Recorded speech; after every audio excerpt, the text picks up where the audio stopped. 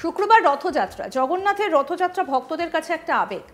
এবার মুর্শিদাবাদের জঙ্গিপুরের যুবকের হাতের তৈরি নিম কাঠের মহাপ্রভু জগন্নাথদেব বিদেশে পাড়ি দিয়েছে রথযাত্রার আগেই।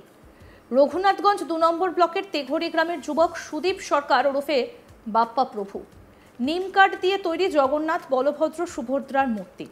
তার তৈরি এই মূর্তি দেশের গণ্ডি ছাড়িয়ে এখন পাড়ি দিয়েছে বিদেশের বিভিন্ন জায়গায়। দেশ বিদেশের রথযাত্রায় বাপ্পার তৈরি মহাপ্রভুর বিগ্রহ পূজিত হয়ে আসছে দীর্ঘ ১২ বছর ধরে। তাতেই খুশি বাপ্পা। এবছরও তার ব্যতিক্রম ঘটেনি। এবছর German, new York, Malaysia, Bangladesh সহ বিভিন্ন দেশে গিয়েছে মহাপ্রভুর বিগ্রহ এবং রথের পরে আমেরিকায় পাড়ি দেবে মহাপ্রভুর বিগ্রহ। পাশাপাশি দেশের মায়াপুর, বীরভূম সহ বিভিন্ন এলাকাতে রথযাত্রা উপলক্ষেই বাপ্পার তৈরি বিগ্রহ ইতিমধ্যেই পৌঁছে গিয়েছে।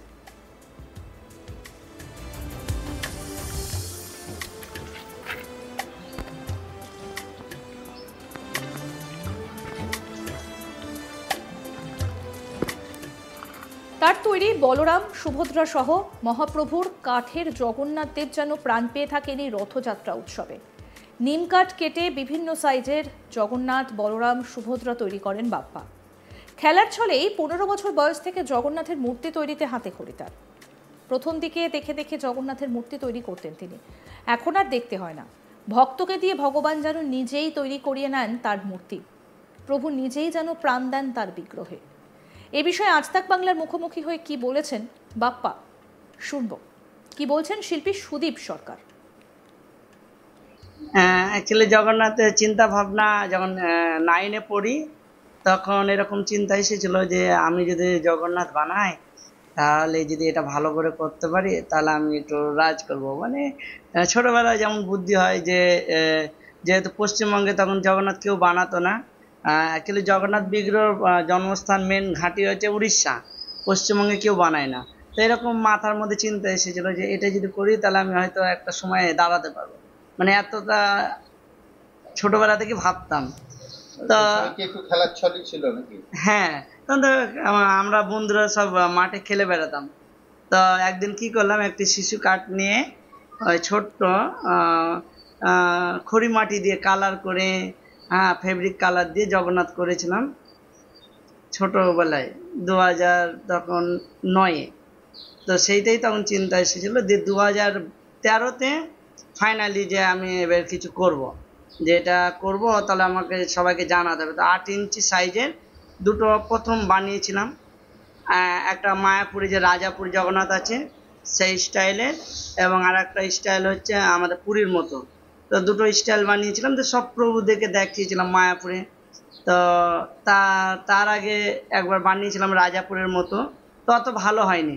তো তখন আমি শ্রীমত আমাদের পরম মহারাজ গৌরাঙ্গ প্রেম সাই মহারাজ, ওনাকে যখন দেখিয়েছিলাম তো বললো হ্যাঁ হ্যাঁ হয়েছে, ভালো হয়নি অত, তা বলছে না অনেকটা হয়েছে, তাহলে মহারাজ আপনি একটু কৃপা করুন যেটা আমি সুন্দরভাবে করতে পারি। বলছে হ্যাঁ তোমার মাথায় হাত দিয়ে কৃপা করছি, তুমি সুন্দরভাবে জগন্নাথ বানাবে।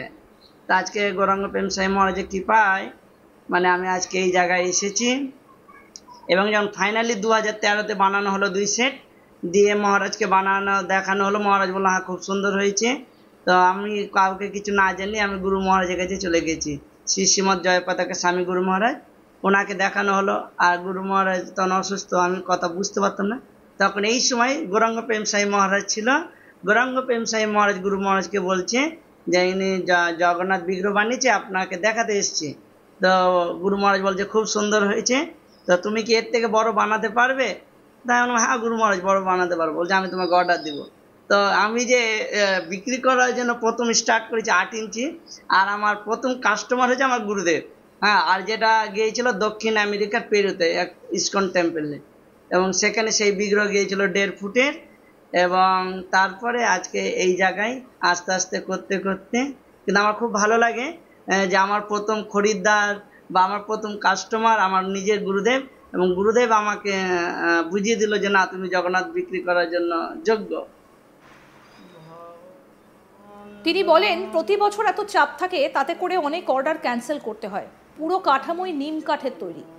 রাজ্যের এমন কোনো জেলা বাকি নেই যে তার মূর্তি পৌঁছয়নি। এ বিষয়ে কি বললেন শিল্পী সুদীপ সরকার, শুনবো। তার জন্য ভক্তদেরকে শিক্ষা দিল যে এনার কাছ থেকে জগন্নাথ নেওয়া যেতে পারে। গুরু মহারাজ ভক্তদের শিক্ষার মাধ্যমে আমাকে সেই সেবা করার সুযোগ দিল যে তুমি জগন্নাথ বিগ্রহ বানাও। আর এর পেছনে সম্পূর্ণ হাত আছে গৌরাঙ্গ প্রেমসাই মহারাজ এবং আমার গুরু মহারাজ। কতদিন থেকে করছো তুমি? 2013 থেকে বিক্রি করার যে ইচ্ছাটা হয়েছে, তো 2013 থেকে এই 25 সাল 12 বছর পূর্ণ হলো, এক যুগ।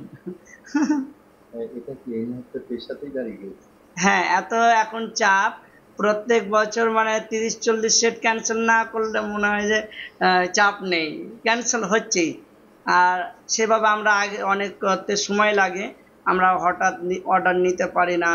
তারপরে অনেকে হঠাৎ চিন্তা ভাবনা করে যে আমি রথ করব বা স্নানযাত্রা করব, তখন তারা পায় না।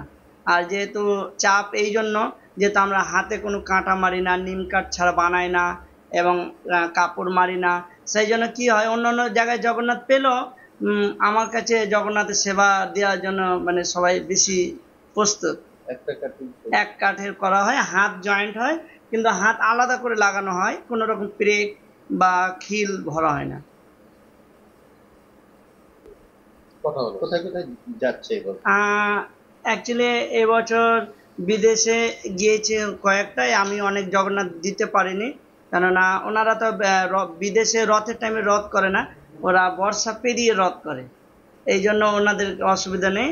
আর বিদেশের স্নানযাত্রার আগে গিয়েছে, আর এই রথের পরে যাবে, সেটা আমেরিকা যাবে।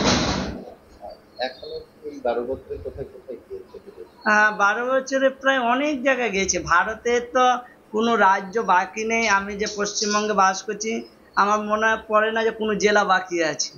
এবং ভারতবর্ষে যে উড়িষ্যা রাজ্যে যে জগন্নাথের মেন ঘাঁটি বা যেখানে বেশি জগন্নাথ বিক্রি হয়, এত কম দাম, তবু বেশি দাম দিয়ে আমার রাজ্যে পুরীতে, জলেশ্বর, বালেশ্বর, জাজপুর এবং খড়দহ, ভদ্রপুর, সব জায়গায় গিয়েছি উড়িষ্যার। আর ফরেনে কোথায়? আর ফরেনে গেছে আমেরিকা, আটলান্টা, ইউক্রেন না, Croatian, German, Milwaukee, new York, Australia, Malaysia, চীন, বাংলাদেশ তো মানে আছে সচলাচল, এখনো বাংলাদেশ আছে, আরো আছে অনেক।